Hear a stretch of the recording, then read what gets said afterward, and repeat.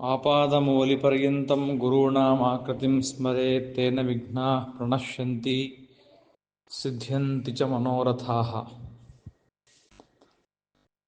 ಮಾಘ ಮಾಸದ ಶುಕ್ಲ ಪಕ್ಷದ ಪಂಚಮಿಯ ದಿನವನ್ನು ವಸಂತ ಪಂಚಮಿ ಎಂಬುದಾಗಿ ಕರೆಯುತ್ತಾರೆ. ಈ ವಸಂತ ಪಂಚಮಿ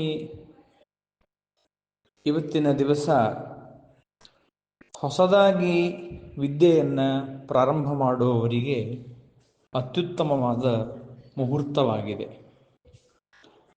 ಉಪನಯನ, ವಿವಾಹ, ಗೃಹ ಪ್ರವೇಶ ಮೊದಲಾದ ಉತ್ತಮವಾದ ಕಾರ್ಯಕ್ರಮಗಳಿಗೆ ಇದು ಅತ್ಯುತ್ತಮವಾದ ಮುಹೂರ್ತವಾಗಿದೆ.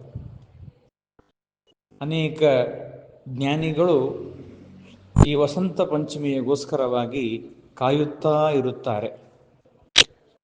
ಯಾವಾಗ ವಸಂತ ಪಂಚಮಿ ಬಂದಿತು, ನಾವೆಲ್ಲರೂ ಹೊಸದಾಗಿ ಒಂದು ಕಾರ್ಯಕ್ರಮವನ್ನು ಪ್ರಾರಂಭ ಮಾಡೋಣ, ಹೊಸದಾದ ಶಾಸ್ತ್ರವನ್ನು ಅಧ್ಯಯನ ಮಾಡೋಣ, ಹೊಸದಾದ ವಿದ್ಯೆಯನ್ನು ಪ್ರಾರಂಭ ಮಾಡೋಣ ಎಂಬುದಾಗಿ ಎಲ್ಲರೂ ಕಾಯುತ್ತಾ ಕುಳಿತಿರುತ್ತಾರೆ.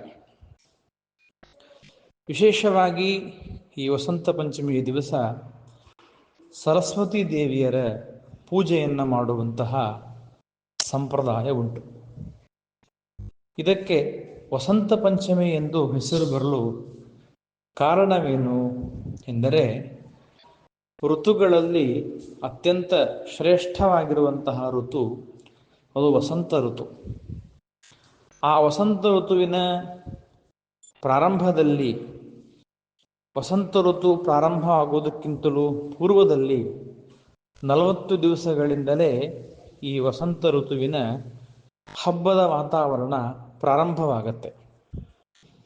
ಆ ದೃಷ್ಟಿಯಿಂದ ಮಾಘಶುದ್ಧ ಪಂಚಮಿಯನ್ನು ಆರಂಭ ಮಾಡಿಕೊಂಡು ಮುಂದೆ 40 ದಿವಸಗಳಾದ ಮೇಲೆ ಪ್ರಾರಂಭ ಆಗುವಂತಹ ವಸಂತ ಋತುವಿನ ಒಂದು ಆಗಮನದ ಸೂಚನೆಯನ್ನು ಕೊಡುವಂತಹ ಒಂದು ಮಾಘಶುದ್ಧ ಪಂಚಮಿಯ ದಿವಸವಾದದ್ದರಿಂದ ಇದನ್ನು ವಸಂತ ಪಂಚಮಿ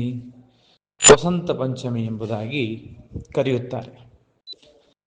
ಭಾರತದ ಅನೇಕ ರಾಜ್ಯಗಳಲ್ಲಿ, ಉತ್ತರ ಭಾರತ, ದಕ್ಷಿಣ ಭಾರತ ಮೊದಲಾದ ಎಲ್ಲ ಪ್ರಾಂತಗಳಲ್ಲೂ ಕೂಡ ಇದಕ್ಕೆ ಬಹಳ ಮಹತ್ವವನ್ನು ಕೊಟ್ಟಿದ್ದಾರೆ.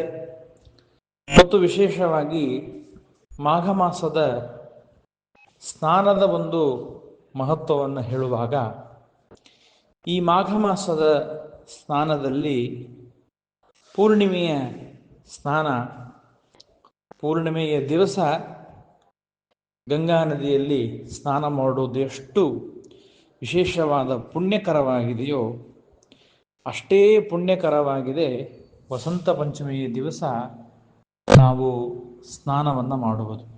ಹಾಗಾಗಿ ಇದನ್ನು ಮಾಘ ಸ್ನಾನ ಎಂಬುದಾಗಿ ಕರೆಯುತ್ತಾರೆ. ಇಂತಹ ಶ್ರೇಷ್ಠವಾದ ಪರ್ವಕಾಲ ವಸಂತ ಪಂಚಮಿಯಾಗಿದೆ.